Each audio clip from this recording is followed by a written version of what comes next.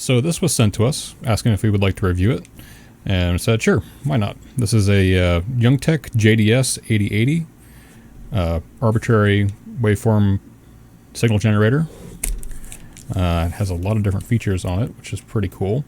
And I thought, sure, I'll open it up, take a look at it, and compare it and see how it does with what it claims to do. So this is straight out of the box. It has not been opened, unless it was opened by customs, but I don't think it was. So let's go ahead and open it up and see what we got.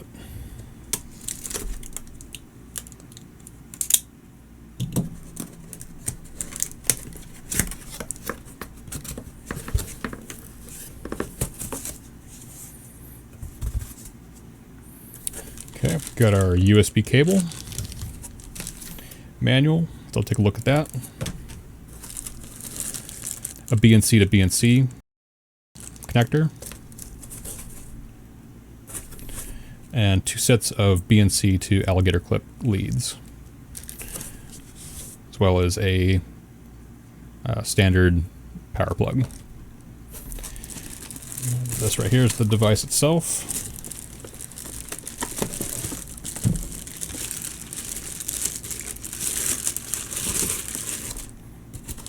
I think that's it for the box. Yep. This right here is the device. So I've recognized the layout for this. This is a pretty standard layout. In fact, I actually have a this signal generator, which I've used for quite a while. Has a similar button layout to this one here. So this one has the rodeo encoder that actually clicks. I don't think mine, yeah, the one up here does not click. So that's kind of nice. Several different function buttons. Back here, it's got sync in and out.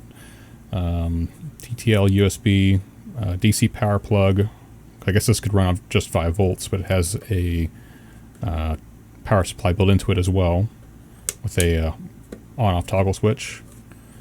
It is pretty light, which is how the other one up here is also. I should actually see how heavy this is. So in terms of the weight, looks like it is 1.6 pounds, which is about 750 grams or so. 730 grams. So it is a little light, which some people have issues with when it comes to pressing the buttons and having it move around. I personally have not had a problem with this because I usually put my hand on top of it and then press the buttons. But for some people that might be a little bit of a downside. It also has a kick-out stand, so I can stand up like that. But otherwise, it feels pretty good. The buttons feel nice, and it feels pretty solid. So I'll go ahead and get it started up. I'll just be using the standard North American plug, and I'll get rid of the screen protector here. All right, first startup.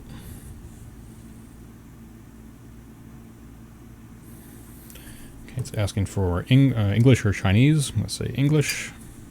That's quite a loud beep it has, but let's see if I can turn that down or off. Okay, there is a sound option, so I'll turn that off. Okay. One thing that is kind of nice is it has the slightly larger screen than the one I have on the shelf. So it shows both waveforms and gives pretty much equal space between both of these, whereas on this one here, it's like the other channel was sort of a second afterthought, so it kind of crams it all in the bottom there. So it's kind of nice to have it more detailed on this screen. One thing that is kind of a bummer though, the screen seems to be an older technology and the viewing angles on it are a little narrow, especially on this side. When you look at it from this side, you can kind of barely make it out. But otherwise, I mean, if you're looking straight on, it looks okay. One thing to check though before we start is because I have this plugged into the power outlet, which is earth referenced, to see if these BNCs and the metal components are earth referenced. So I'm going to use my multimeter, and I'm going to probe this BNC to the oscilloscope's BNC. Okay, so 17 kilo ohms of impedance between earth ground and the BNCs of this, so it's not completely isolated. So that is something to keep in mind with this particular device, is that the outputs do have some coupling back to earth ground, and that's a very situational concern, but you definitely want to keep that in mind when you're shopping around for these things, as if these are actually isolated or not. Okay, now let's start looking at the actual functions of the device. So I'm going to turn the first channel on here. We have a 10 kilohertz signal at about 5 volts peak to peak. The controls on the front of this are set up in a pretty standard way. So you can change the frequency, amplitude, offset, duty cycle, and the phase. And that applies to both channels. It's interesting that when you press channel 1, channel 2, the order reverses of these buttons, which is kind of strange, but I guess it lines up with the lines here, or each column or row.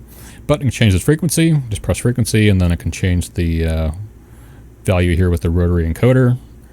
It can also use the left and right arrow keys to change the cursor position in the number.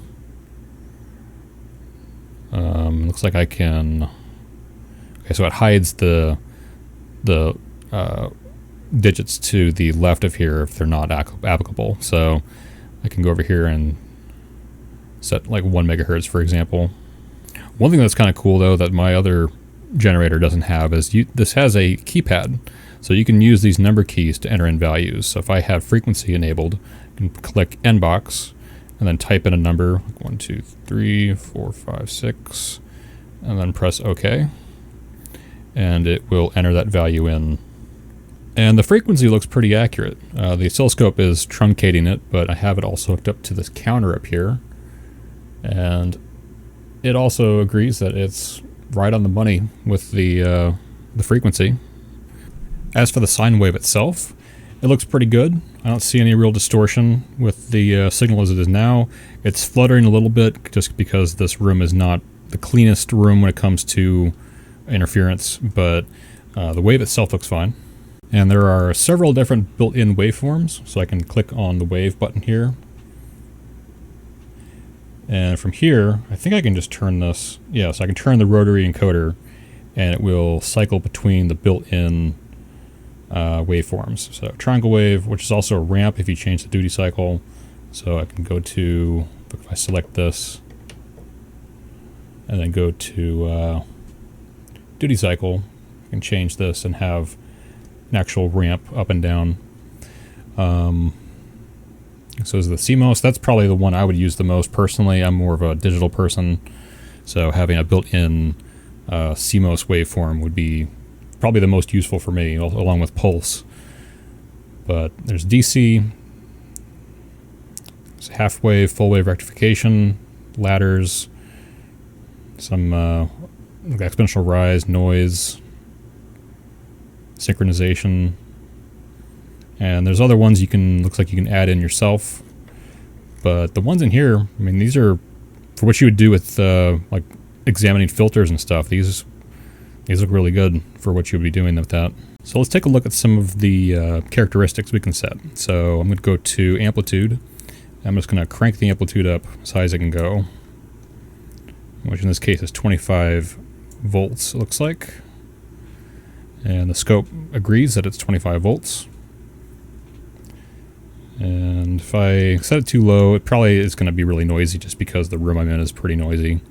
So, yeah, that's nothing really I can do about that. So I'll set it back to 5 volts peak to peak with a 10 kilohertz signal.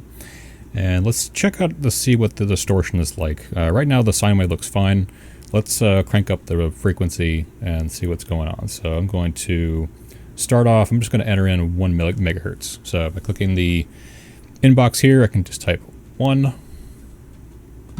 And then I think I can use the, I can use the rotary encoder to choose which time base I want. So I'm going to choose megahertz. And there we go, 1 megahertz. I'll adjust the scope. And it looks pretty alright. Again, it's a bit noisy, just it may be because it may be slightly noisy from the output, it may be just from the room. It's hard to really know for sure in my case, but let's keep cranking it up. So right now it's 1 megahertz. It's 4.84 volts peak to peak on the scope, so it's a little bit under, but you know, that's not a huge deal. So let's keep going up. Let's go to 10 megahertz.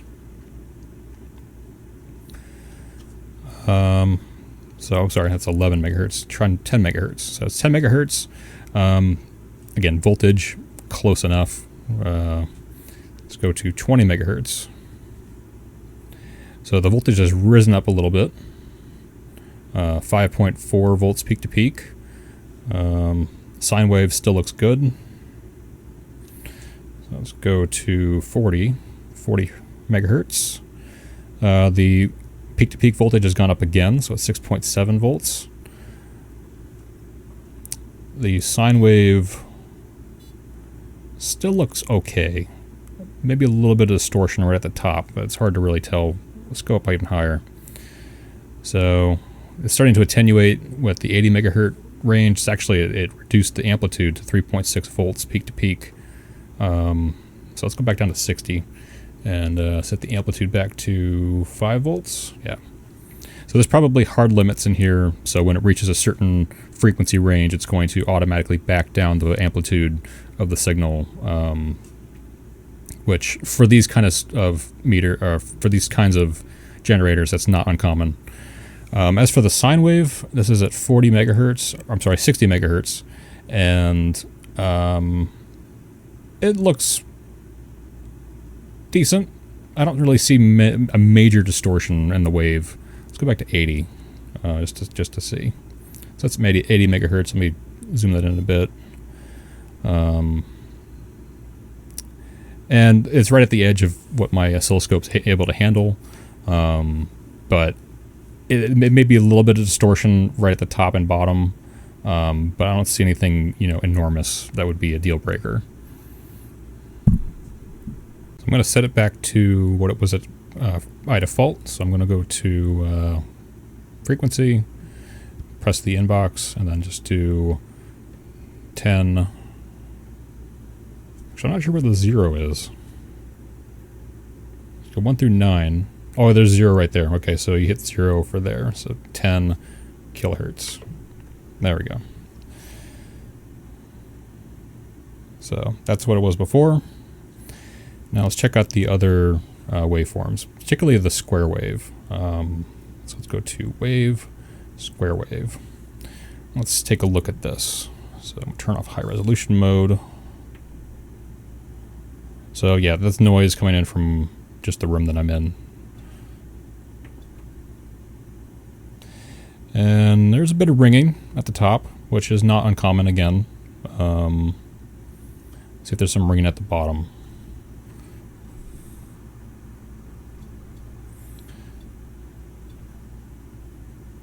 Yeah, so there's some bottom ringing too. Again, for these kinds of generators, not uncommon. And it's not any less usable, I think, for its price range. So let's look at some of the other things that it can do. So sweep is probably one of the most used things that I use personally. So I'll go to sweep, and let's start a sweep here. So I'll set the end frequency to something a bit higher than that, 100 kilohertz, and I'll set the time base a bit lower. So it looks pretty good. You can choose which direction it goes in. You can go increment, decrement, or you can do the round, which is both the rise and fall. You can probably also do logarithmic, or it's just linear.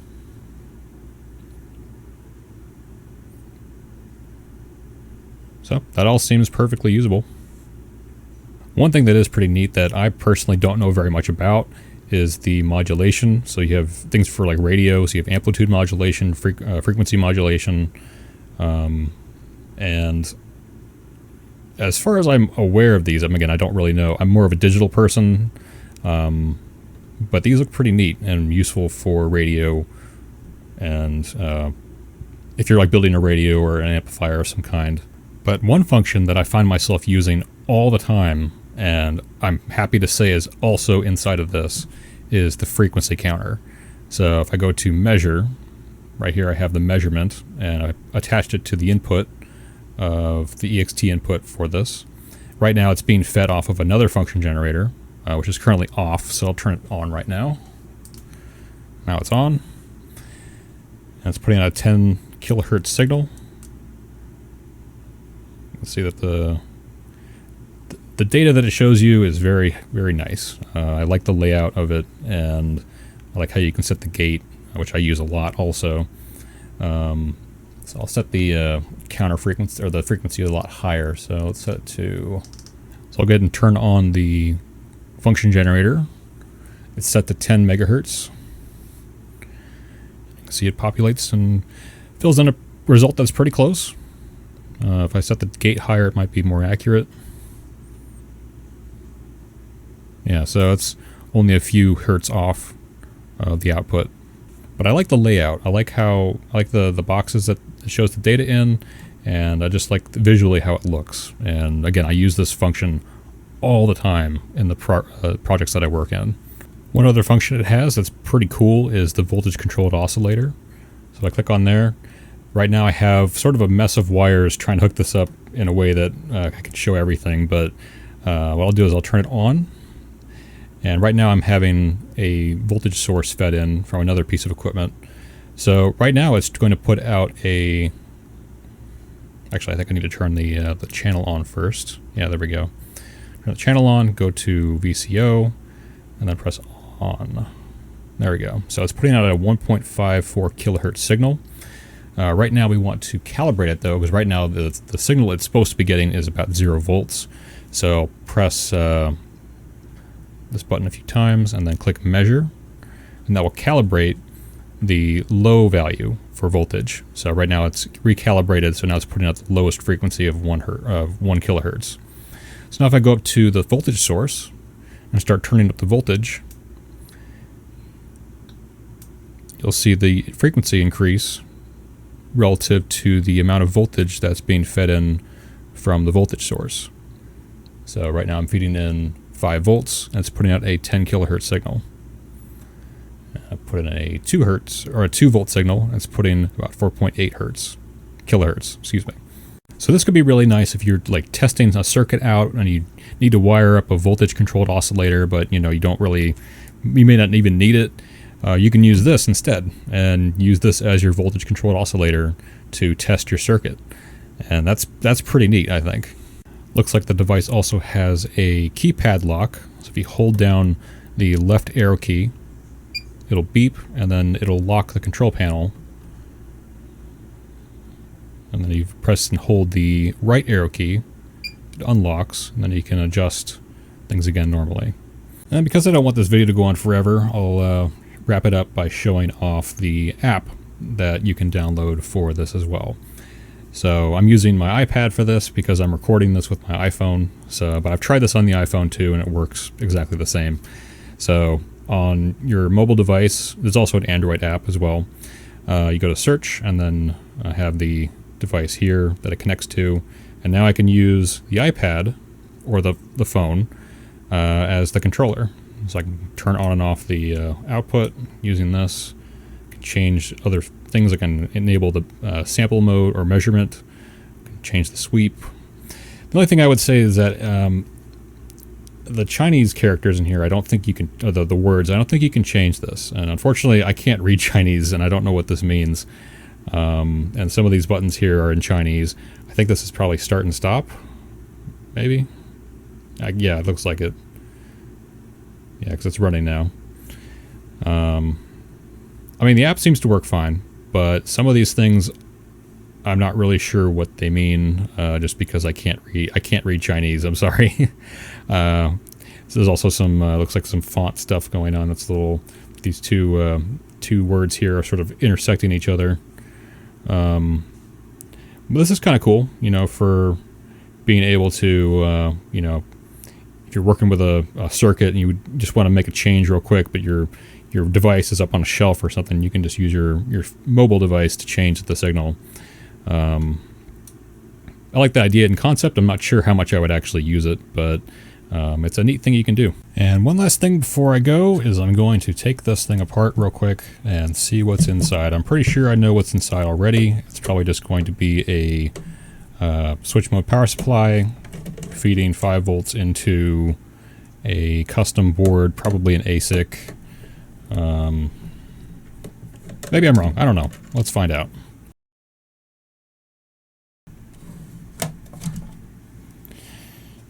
There we go. So we've gotten here, have our custom mainboard. It's a bit chunkier than the one in the other scope that I have over there, or the generator that I have. That's either the ASIC or the CPU. These might either be transistors or maybe they look like transistors, or yeah, I'm gonna say those are transistors. But this is definitely the ASIC. You get your input relays, 5 volts from the switch mode power supply.